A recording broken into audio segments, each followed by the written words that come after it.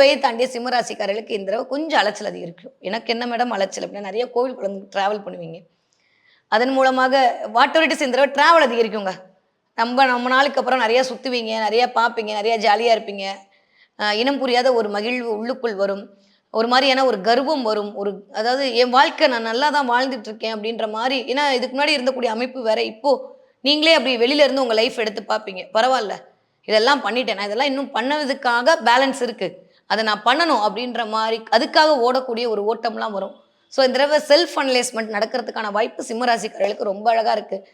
So எனக்கு தெரிஞ்சு சிம்ம ராசிக்காரர்களுக்கு பிரபஞ்சம் உங்களுக்கு நெறைய செய்திகளை குடுப்பதற்கான நேரமா இருக்கு. மறக்காம அப்படி அழகா அப்சர்வ் பண்ணிக்கோங்க. ஓகே.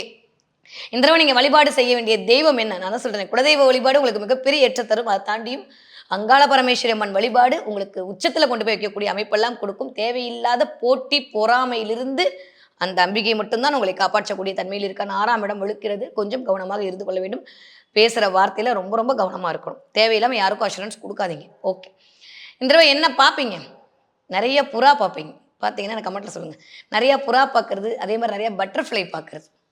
நீங்க புறா பார்த்தீங்கன்னா, "உனக்கான செய்தியை நான் கொண்டு வந்து தரேன். நான் ரெடியா இருக்கேன். நீ கவலைப்படாத. நான் இருக்கேன்." அப்படின்னு சொல்லக்கூடிய தன்மையா இருக்கும். நெறைய நீங்கள் பட்டாம்பூச்சி பார்த்தீங்கன்னா, எப்படி ஒரு கூட்டுப்புழு அடைபட்டு அப்படி பட்டாம்பூச்சியா மலரும் போதோ, அந்த மாரி நீ பட்ட கஷ்டத்துலேருந்து அப்படி ஜாலியா நீ வந்து சுத்தப் போற. நீ எத பத்தியும் கவலைப்படாத. வாழ்க்கை உன் வசப்படப் போகிறது என சொல்லக்கூடிய தன்மையா இருக்கும்.